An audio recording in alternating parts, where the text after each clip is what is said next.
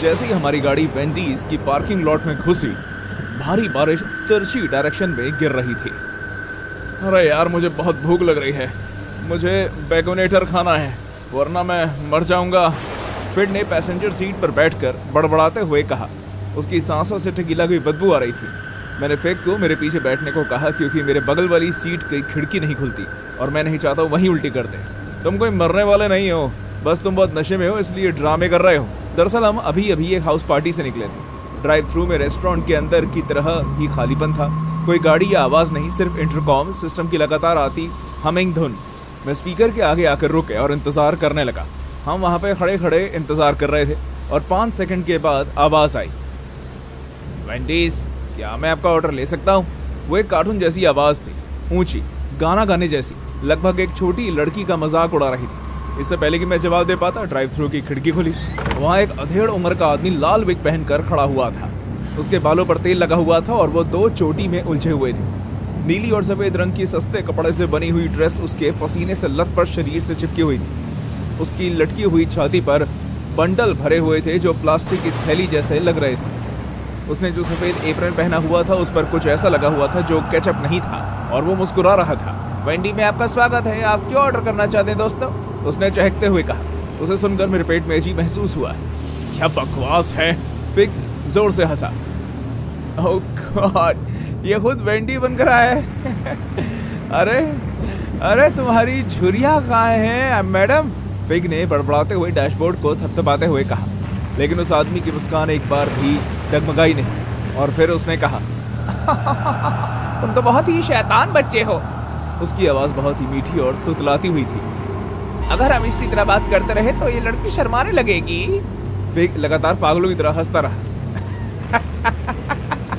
हे भगवान, ये क्या बकवास है। मैं अनकंफर्टेबल होकर हिलने लगा और मैंने स्टीयरिंग व्हील को और भी कसकर पकड़ लिया। तुम सिर्फ खाना ऑर्डर करो यार, मैंने उसे नजरअंदाज करने की पूरी कोशिश करते हुए कहा। लेकिन फिर बुरी तरह से नशे में धुत फिग खिड़की से थोड़ा बाहर की तरफ झुका और अपनी हंसी के बीच में उसे ताने मारने लगा। रुको रुको रुको, क्या तुमने कभी इस तरह के कपड़े पहनकर अपने डैड को किस किया है? मुझे पूरा यकीन है कि उन्हें अच्छा लगा होगा। उस आदमी की आंखें थोड़ी सी छोटी हुई लेकिन उसकी मुस्कान 1 इंच भी कम नहीं हुई। उसके देखने के नजरिए में थोड़ा सा बदलाव तो था। उस आदमी की बाएं आंख ऐसे फड़क रही थी जैसे तूफान आने से पहले की शांति हो। तुम्हें लगता है तो बहुत मजाकिया हुए है ना, शैतान मस्तीखोर बच्चे। मैंने शांत रहने की कोशिश करते हुए गाड़ी के अंदर से चिल्लाते हुए ऑर्डर किया। उस आदमी ने एक डरावनी मुस्कान दी और फिर किचन के अंदर कहीं गायब हो गया। जब वो वापस आया तो उसकी चोटियां हिल रही थी। यार मैं सांस नहीं ले पा रहा। ये आदमी पागल है क्या? मैं चुप रहा। उसकी आंखें अभी भी खिड़की से बाहर ही टिकी हुई थी। कुछ तो गड़बड़ थी। उस आदमी ने कुछ ज्यादा ही टाइम लगा दिया था। 15 मिनट बाद वो वापस आ गया। वो आदमी हाथ में हमारा खाना लिए खिड़की से आधा बाहर आ गया। उसके बाहों में थोड़ी कंपन थी लेकिन उसकी आंखें फिग पर टिकी हुई थी। चलो शरारती बच्चे, उसने हल्के से गाते हुए कहा, आओ अपने लिए ट्रीट ले लो। फिग जो अभी तक हंस रहा था, उसने अपना आधा शरीर खिड़की से बाहर निकाला और बैग पकड़ने की कोशिश की और तभी उस आदमी ने फिग को जकड़ लिया। ये सब इतनी जल्दी हुआ कि मैं कुछ समझ नहीं पाया। उस आदमी के एक हाथ ने फिग की कलाई को कसकर पकड़ लिया था और उसके दूसरे हाथ ने फिग के बालों को जोर से खींचा। फिग चिल्लाने लगा, ये तुम क्या कर रहे हो? लेकिन वो आदमी ताकतवर था, बहुत ताकतवर। फिग के पैर झटका मार रहे थे। उसका संतुलन बिगड़ चुका था। उसके स्नीकर्स लेदर की सीट पर फिसल रहे थे। उसके साथ बुरी तरह हिल रहे थे। इस शरारती लड़की से कुछ किसेस मिलने के बारे में तुम्हारा क्या ख्याल है? उस आदमी ने चिल्लाते हुए कहा और एक पाउट बनाते हुए अपने होंठ आगे लाया। फिग चिल्लाने लगा। उस आदमी की गंदी बदबूदार सांसों ने उसे घेर लिया। सिगरेट, तेल और सड़े हुए दांतों का बदबूदार मिक्स। पहले किस उसने फिग के गाल पर किया, फिर दूसरा उसके माथे पर किया, फिर उसने फिग की नाक चाटी और चिपचिपा थूक छोड़ दिया। तुम्हारा स्वाद कितना मीठा है यार। उसकी आवाज बच्चों जैसी थी जिसे सुनकर मेरे रोंगटे खड़े हो गए। मेरी मदद करो। फिग पूरी तरह से छटपटाया। उसका चेहरा डर से बदल गया। मैंने फिग को पैरों से पकड़ा और अपनी पूरी जान लगाकर उसे खींचने लगा, लेकिन उस आदमी की पकड़ बहुत मजबूत थी। फिग के पैर और भी दूर निकल गए। उसका आधा शरीर खिड़की के फ्रेम पर झुक गया। उसे जाने दो पागल आदमी। मैंने चिल्लाते हुए फिक को बेल्ट से पकड़ लिया ताकि उसे और ज्यादा बाहर ना खींचा जा सके, लेकिन वो आदमी बहुत ही ताकतवर था। फिक की टांगे और भी ज्यादा लटकने लगी। उसका धड़ खिड़की से बाहर निकल चुका था और वो बहुत मुश्किल का सामना कर रहा था। मैंने जाने दिया, फिक को नहीं, मेरे डर को। फिक, बस कुछ सेकंड के लिए और रुक जाओ प्लीज। मैंने गाड़ी का दरवाजा खोला और बारिश में बाहर निकल गया। मैं पीछे से फिक को रोते हुए सुन सकता था, जल्दी करो, ये मुझे अपनी तरफ खींच रहा है। उसके जूते सीट पर फिसल रहे थे, उसकी आंखें इधर उधर घूम रही थी। मैंने ड्राइव के कोने में एक ट्रैफिक कोन रखा हुआ देखा। बिना एक और बार सोचे मैंने उसे उठा लिया। प्लास्टिक गीला और भारी था, उसके नीचे मिट्टी भरी हुई थी। मैं वापस अपनी गाड़ी की तरफ गया और उसे हवा में उठाया। पहला वार उस आदमी के चेहरे पर जाकर लगा, जिस वजह से उस आदमी का वेग उड़कर गिर गया। दूसरे वार ने उसका जबड़ा तोड़ दिया और उसके कुछ दांत टूटकर गिर गए, लेकिन उसने फिर भी फिक को नहीं छोड़ा। फिक अभी भी खिड़की से आधा बाहर लटका हुआ था, पैर मार रहा था और चिल्ला रहा था। मैं एक जानवर की तरह चिल्लाया और बार बार वार करने लगा। इतने सारे वार होने के बाद उस आदमी के गाल पर कट पड़ गया और मांस बाहर निकल आया। खून फुटपाथ पर फैल गया और आखिरकार उस आदमी ने फिक को छोड़ दिया। वो गाड़ी में वापस गिर गया और इकट्ठा होकर पीछे सीट पर बैठ गया और उसने इसी हालत में मुझसे जोर से कहा, चलो चलो चलो चलो चलो। वो चिल्लाया, उसके चेहरे पर खून के छींटे थे। मैंने पीछे मुड़कर नहीं देखा। मैंने गाड़ी को रिवर्स में डाला और ड्राइव थ्रू से बाहर निकल गया। जैसे ही हम वहां से निकले, फिक रोने लगा।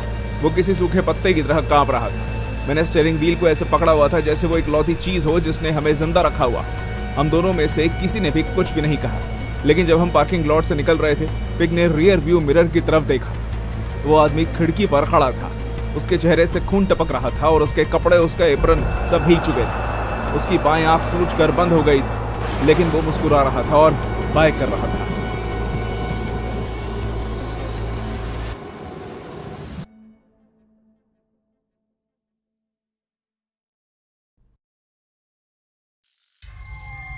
जैसे ही हम उस टूटे हुए दरवाजे से अंदर घुसे, मैं समझ गया था कि हमने बहुत बड़ी गलती कर दी है। लेकिन तब तक मैगी काफी अंदर जा चुकी थी।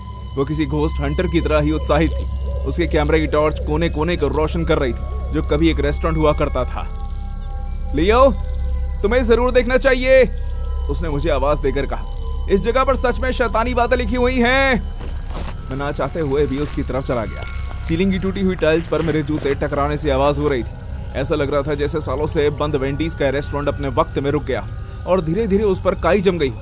सर पर लगी लाइट बिना रिदम के झंझना रही थी, जो बहुत ही अजीब बात थी क्योंकि उस जगह में पावर होना नामुमकिन था। इस जगह को देखकर बहुत ही अफसोस होता है। मैंने अपने अंदर के डर को ताना मारकर कम करने की कोशिश करते हुए कहा, हम इसके लिए 2 घंटे गाड़ी चला कर आए हैं। लेकिन मैगी तो अपने ही धुन में थी। टिकटॉक पर अपने 100K से ज्यादा फॉलोअर्स के लिए दीवार पर स्प्रे से बनाए गए हर पेंटाग्राम ऑकल्ट सिंबल की वीडियो बना रही थी। अचानक मैगी कहीं गायब हो गई, जो शायद पहले उस जगह की किचन रही होगी। मैं उसके पीछे भागा। ये फ्रीजर देखो, उसने एक बड़े से वॉक इन फ्रीजर की तरफ इशारा करते हुए कहा, जिसके हैंडल पर जंग लगा हुआ था। मुझे लगता है वो लोग यही अपने रिचुअल्स करते होंगे। सही बात है, मरे हुए चिकन नगेट्स के ठीक बगल में, मैंने मजाक में कहा, लेकिन मेरा दिल अंदर से मजाक करने की हालत में नहीं था। मैगी ने काफी जान लगाते हुए फ्रीजर का दरवाजा खोला और उसके खुलते ही ठंडी हवा का झोंका बाहर निकला। ये तो बहुत ही अजीब बात है, ये जगह तो सालों से बंद पड़ी है, मैगी ने धीरे से कहा। अब उसकी सांस दिखाई भी दे रही थी। तो फिर ये आज तक कैसे चल रहा है? वो अंदर घुसी, उसने कैमरा ऊपर उठा लिया। मैं भी उसके पीछे पीछे चलने लगा। मेरी गर्दन के पीछे के बाल ठंड और डर दोनों के कारण से खड़े हो गए। यहाँ कुछ भी नहीं है, मैगी ने मेटल की शेल्फ्स पर अपने कैमरा की फ्लैश चलाते हुए कहा। और जब उसने ऐसा किया, तभी फ्रीजर में से कहीं से एक हल्की सी आवाज आई, रिदम से भरी खटखटाने की आवाज, जैसे किसी ने कांच पर उंगलियों से खटखटाया हो। मैगी फ्रीजर के और अंदर तक चली गई। कैमरा के फ्लैश अंधेरे में चमक रहा था। हेलो, क्या कोई है? कोई हमसे पंगे लेने की कोशिश कर रहा है, मैंने तंग आवाज में कहा। और फ्रीजर का दरवाजा जोर से आवाज करते हुए हमारे पीछे बंद हो गया। हम दरवाजे की तरफ भागे, लेकिन बाहर नहीं निकल पाए। हैंडल बहुत ज्यादा ठंडा था, जिस वजह से मेरे हाथ जल रहे थे। क्रू बार का इस्तेमाल करो, मैगी ने मेरे बैग की तरफ इशारा करते हुए कहा। मैं उसे सुरक्षा के लिए नहीं लाया था। मैंने नहीं सोचा था कि इससे मैं फ्रीजर खोलने की कोशिश करूंगा। मैं क्रू बार को दरवाजे के बीच बने गैप में डालकर खोलने की कोशिश कर रहा था, जब हमने एक बार फिर कुछ सुना, खटखट की आवाज। इस बार और भी तेज और जोर से। कोई और भी हमारे साथ था। जब मैं मुड़ा तो बचाव के लिए क्रू बार अपने आप ऊपर उठ गया। मैगी ने कोने में रोशनी की। जो हमने देखा उसके बाद हमारा खून ठंडा हो गया। दीवारों पर कुछ गुदा हुआ था, जैसे किसी ने चाकू लिया हो और जगह जगह लाइंस डाल दी हो। मेटल पर बहुत सारे टैली मार्क्स खरोचे हुए थे। कोई दिन गिन रहा था, मैंने धीरे से कहा। मैगी की टॉर्च एक बार फिर बंद हो गई और हमने वो देखा जो थोड़ी देर पहले वहां नहीं था। एक काली परछाई कोने में खड़ी हुई थी। उसने खून से सनी वेंडीज की टोपी पहनी हुई थी। उसका आधा चेहरा पिघला हुआ था, जैसे ठंड से जल गया। उसके हाथ में मीट काटने वाला चाकू था। मैंने मैगी को अपने पीछे खड़ा किया और क्रोबार को जोर से हवा में हिलाने लगा। चले जाओ यहां से। एक ही झटके में वो परछाई गायब हो गई। ये क्या था? मैगी रोने लगी। पता नहीं, हमें बस यहां से निकलना होगा। मैंने दरवाजे के गैप में क्रोबार अटकाया और पूरी जान लगाते हुए उसे खींचा। अचानक जोर से आवाज करते हुए दरवाजा अपने आप खुल गया, जैसे वो कभी अटका ही ना हो। हम भागकर किचन में आ गए। ये जगह पहले वही जगह के मुकाबले नम थी। फिर मेरी नजर आसपास की दीवारों पर पड़ी। उन पर नई खरोंचे थी, गहरी हिंसक खरोंचे जो कुछ मिनट पहले तक नहीं थी। यहाँ पर ये हो क्या रहा था? भागो! हम रेस्टोरेंट में तेजी से भागे, कुर्सियों से टकराए, मलबे पर फिसले। हमारे पीछे कुछ था, मैं उसके कदमों की आवाज सुन सकता था, गीले और जानबूझकर। वो हमारे साथ खिलवाड़ कर रहा है, मैंने हाँफते हुए कहा। हम उस रेस्टोरेंट के गलियारे में भाग रहे थे जो खत्म नहीं हो रहा था और एक भूल भुलैया की तरह लग रहा था। वेंडीज इतना बड़ा कैसे हो सकता है? अब कुछ भी समझ में नहीं आ रहा था। आखिरकार हम एक ऐसे कमरे में पहुंचे जो एक ब्रेक रूम लग रहा था। दीवारें पिघली हुई मोमबत्तियों से घिरी हुई थी और उन पर अजीब से सिंबल बने हुए थे। बीच में एक टेबल था जिस पर पुरानी तस्वीरें फैली हुई थी। जैसे ही मैंने उनमें से एक तस्वीर उठाई, मेरे हाथ कांपने लगे। ये यहाँ काम करने वाले लोग हैं, इन पर लिखी डेट्स देखो। उस तस्वीर में मुस्कुराते हुए कर्मचारी दिखाई दे रहे थे जो अलग अलग दशक से थे, जैसे कि 80s, 90s और 2000 की शुरुआत से। लेकिन हर तस्वीर के पीछे वाली रो में वही परछाई दिखाई दे रही थी, ढली हुई मुस्कान के साथ एक आदमी जिसके चेहरे पर कोई निशान नहीं था। मैगी ने एक तस्वीर पर उंगली रखी। ये वही है, वही कसाई जिसे हमने पहले। मोमबत्ती अचानक जल गई। उनकी लौ से दीवार पर शैतान जैसी परछाइयां बन रही थी। अंधेरे से खराश भरी आवाज आई, एक ऐसी टूटी हुई आवाज जिसे सुनकर ऐसा लग रहा था जैसे उसे सालों से इस्तेमाल न किया गया हो। कोई भी फ्रीजर से जिंदा बचकर नहीं निकलता। हमारी चीखें पूरे अमेरिका को जगा सकती थी। हम अंधाधुंध भाग रहे थे। अब हमें इस बात की परवाह नहीं थी कि हम किस दिशा में जा रहे थे। हमारे पीछे आने वाले कदम तेज होते जा रहे थे। खरोंच की आवाज और भी तेज होती जा रही थी। हमारे सामने एक शीशे की खिड़की थी। बिना किसी हिचकिचाहट के मैंने उसे क्रोबार से तोड़ दिया और फिर मैगी की मदद करके उसे पहले चढ़ा। टूटा हुआ कांच हमारी त्वचा को चीर रहा था, लेकिन अपनी जान बचाने के एहसास के कारण हमें और कुछ भी महसूस नहीं हुआ। हम रेस्टोरेंट के पीछे बने जंगल में भागे। पेड़ की टहनियों ने हम पर वार किया। जहां कांच चुभा था, मैंने महसूस किया कि वहां से खून बह रहा था, लेकिन मैंने अपनी स्पीड कम नहीं की। जब हम आखिरकार सड़क पर पहुंचे तो हेडलाइट एक चमत्कार की तरह दिखाई दी। मैं पागलों की तरह हाथ हिलाते हुए उनके रास्ते में आ गया। गाड़ी चीखती हुई रुकी। एक अधेड़ उम्र के आदमी ने अपनी खिड़की नीचे की। उसके चेहरे पर चिंता दिखाई दे रही थी। क्या हुआ? ऐसा लग रहा है जैसे तुम बच्चों ने भूत देख लिया हो। मैगी ने सांस लेने की कोशिश करते हुए उसकी गाड़ी का दरवाजा पकड़ लिया। कोई यहाँ है? वो लोग मार रहा है। उस आदमी के चेहरे के भाव चिंता से डर में बदल गए। वो वाला वेंडी तो तब से बंद है जब से 2000 में वहां एक कर्मचारी का एक्सीडेंट हुआ था। मेरी रगों का खून बर्फ बन गया। धीरे धीरे मैंने और मैगी ने पीछे मुड़कर जंगल की तरफ देखा।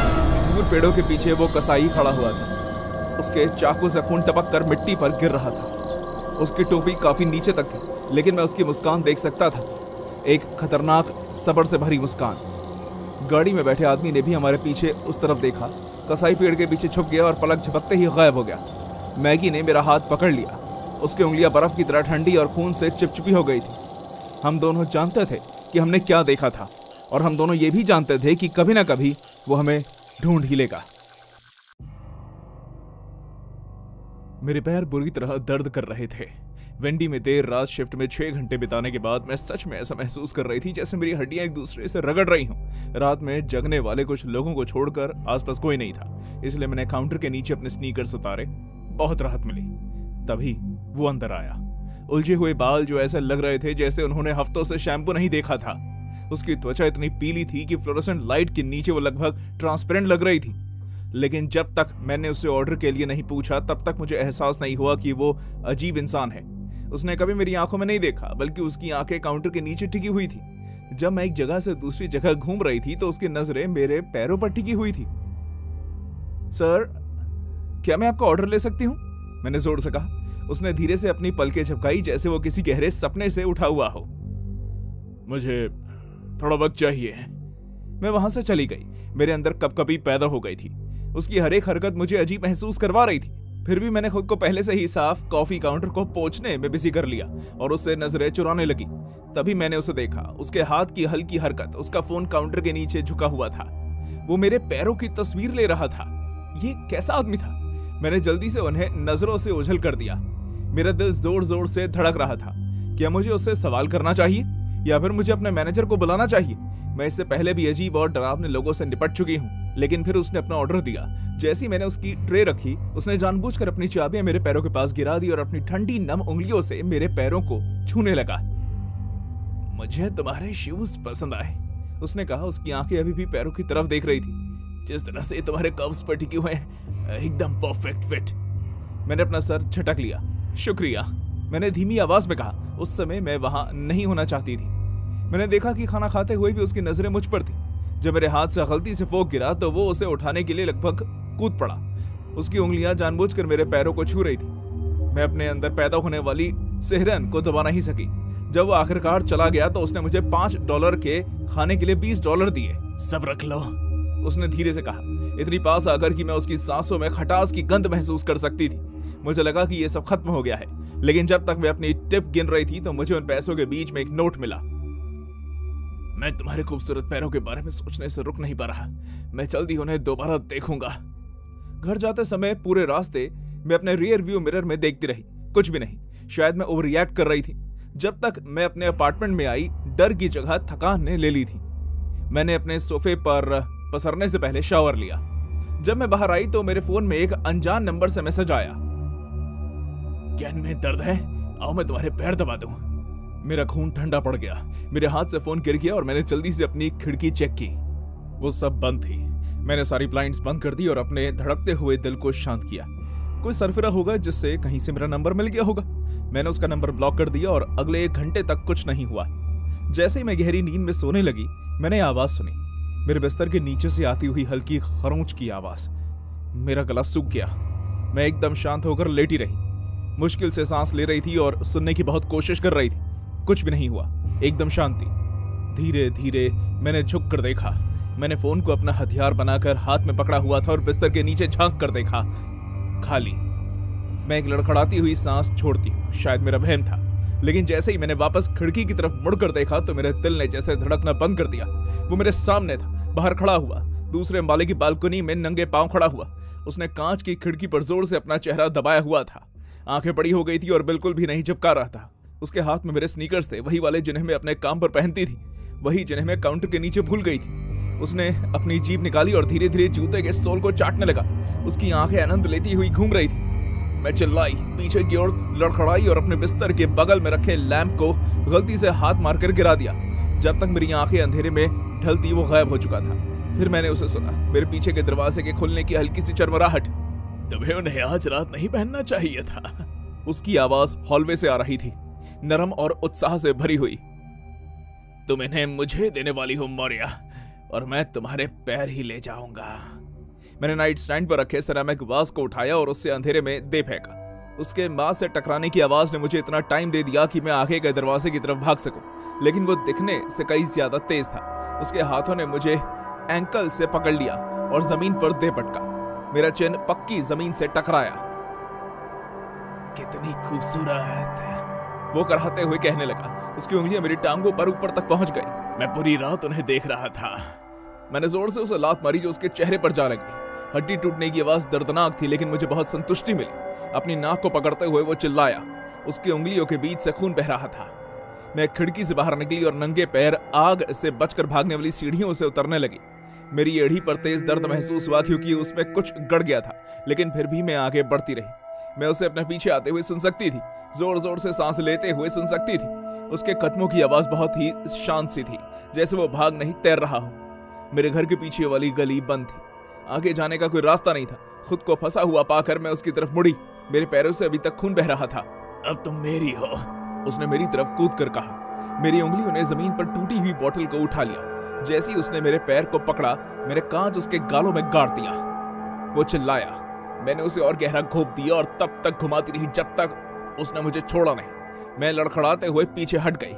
उसने जमीन पर तड़पते हुए अपना चेहरा पकड़ते हुए देखा। उसकी आंखें मेरे पैरों से कभी नहीं हटी। फिर गली में हेडलाइट चमक उठी। ये मेरे पड़ोसी ऑफिसर रीड की गाड़ी थी। मौर्या, क्या तुम्हें चोट आई है? मैं कुछ बोल नहीं पा रही थी, मुश्किल से सांस ले पा रही थी।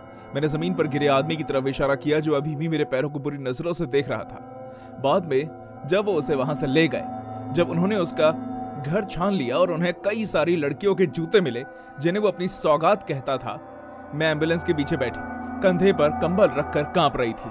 मैं समझ नहीं पा रही थी कि अभी मेरे साथ क्या हुआ। अब तुम सुरक्षित हो, ऑफिसर रीड ने कहा, लेकिन मैं अपने पैरों की तरफ देखने से खुद को रोक नहीं पा रही थी, न ही खुद को कांपने से रोक पा रही थी। जब उन्होंने वेंडी का कैमरे में चेक किया तो उन्हें पता चला कि वो कई हफ्तों से मुझ पर नजर रखे हुए थे, मेरी शिफ्ट का ध्यान रखना और मेरी हर हलचल का।